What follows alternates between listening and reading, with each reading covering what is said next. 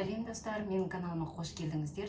Бүгін біз үй жағдайында ешқандай қоспасыз таза өнімдерден рассольник жасап үйренеміз. Видеоны аяғына дейін көріңіздер. Менімен болғандарыңызға рахмет.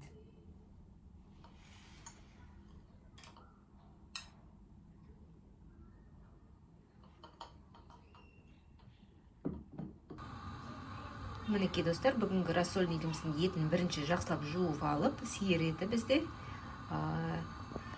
Сосын суға салып, үстіне тұз салып, 1-1,5 сағат пісіреміз. Мінекей достар, біздің етіміз қайнағанына 1,5 сағаттай уақыт болды. Енді етімізді сорпадан сүзіп аламыз, шығарып аламыз.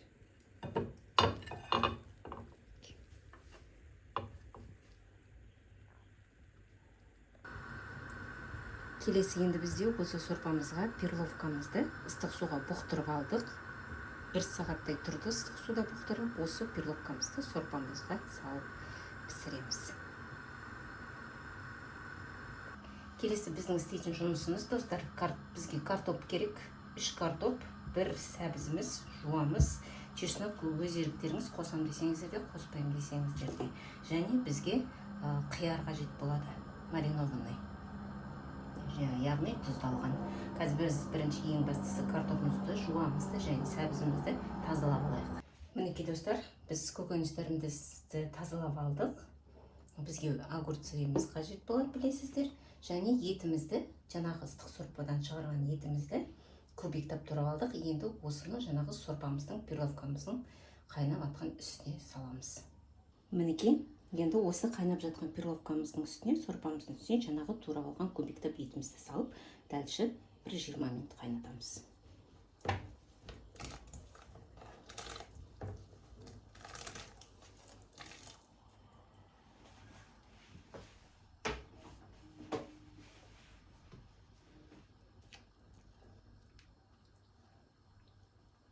Перловкамыз тез піседі, неге десеңіздер, өйткені перловканы біз ыстық суға 1 сағат бұқтырып қойдық.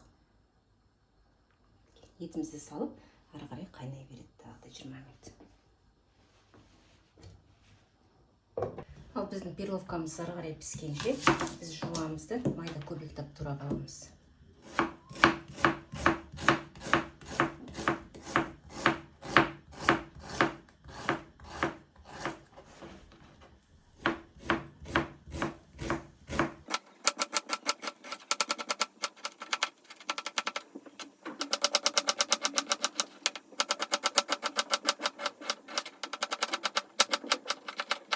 Енді біз осы жуамызды, достар, сковородкаға, маленький казанчик болсын, сковородка болсын, соған су майымызды құйып қуырамыз.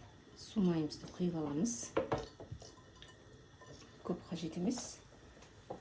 Жай оттықта пісіреміз. Астын басып қойайық.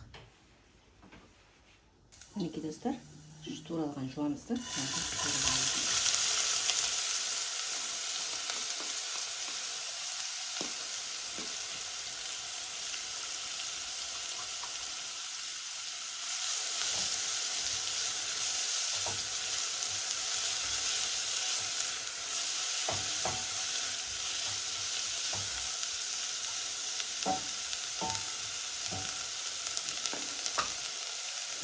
Жуамыз қуырыла берсін, оға дейін біз сорпамызға бірінші картошкамызды салып алайық. Картошкамызды да кубиктап турап аламыз. Қатты үлкен емес, қатты кішкентай емес. Осындай орташа мөлшерде.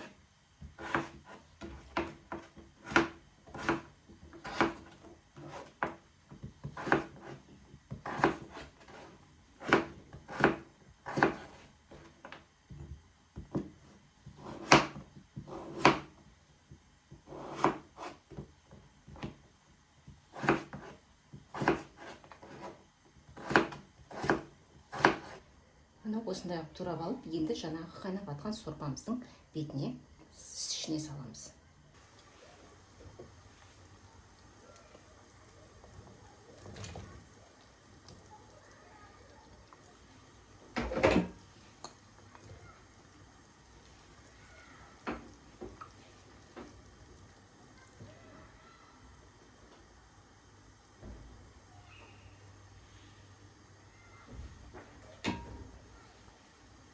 Қабығын жауып, енді картошкамыз бір 10-15 минуттай қайнау керек.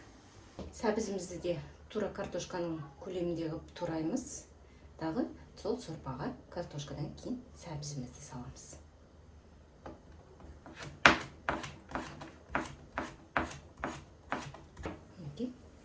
Сәбізімізді сорпаға салып қоямыз.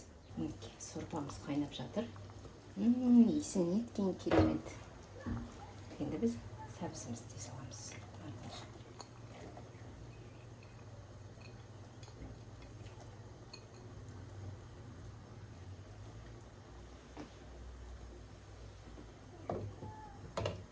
Біздің енді келесігі ең соңғы жұмысымыз бұл тұздалған қияр. Бұны да майдап бөліп тура аламыз.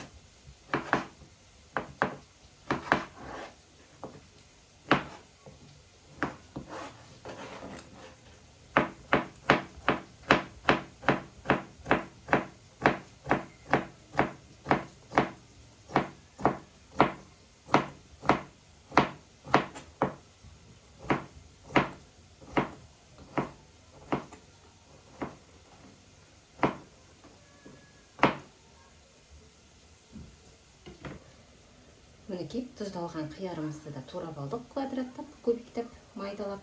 Енді осыны қуырып жатқан жуамыздың үстіне саламыз. Мінекей, қуырып жатқан жуамыздың үстіне тұздалған қиярымызды салып жатыр. Осыны енді бірге қуырамыз.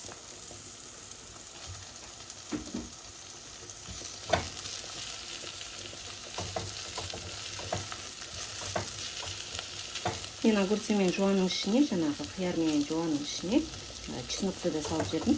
Бірге қуырып алыңыздар.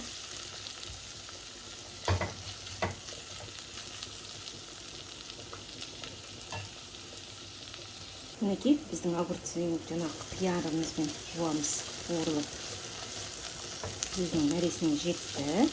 Енді біз азғандай томат пастасын саламыз. Негізі салмай қойсаңыздар да болады, бірақ маған томат пастасын қосқан ұнайды. Сол себепті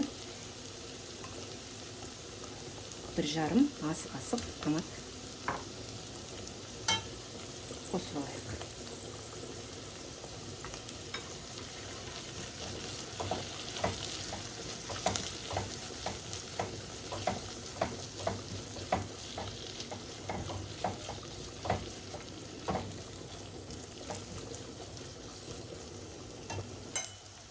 Біздің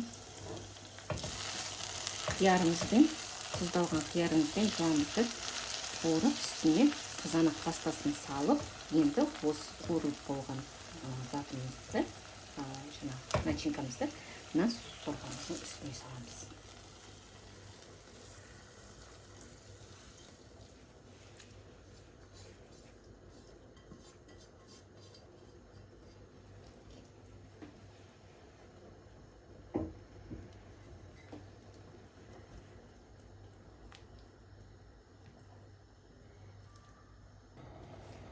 Мінекей, енді осы сорпамыздың үстіне лавр жапырағымызды саламыз.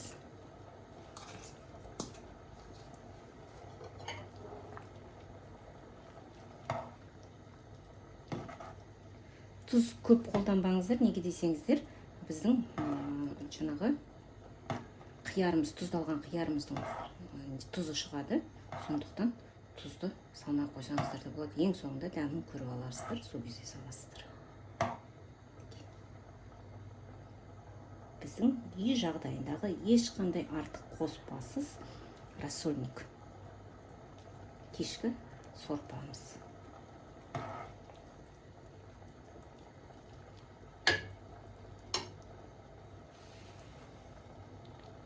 Ал мінекей біздің кешкі асымыз дайын. Мінекей ыстық әдемі сорпамыз. Сіздер білесіздер, мен сіздерге көрсеткен болатынмын. Зеленді қалай сақтау керек екенін. Сол зеленіміз туралған. Енді зеленімізді, сметанамызды бетіне салып, кешкі асты асықпай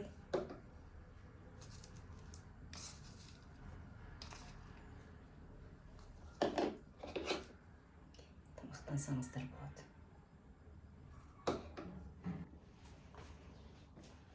мінекей достар, біздің кешкі асымыз дайын. Өте керемет, есі деген мұрынды жарады. Қазір енді дәмін көреміз.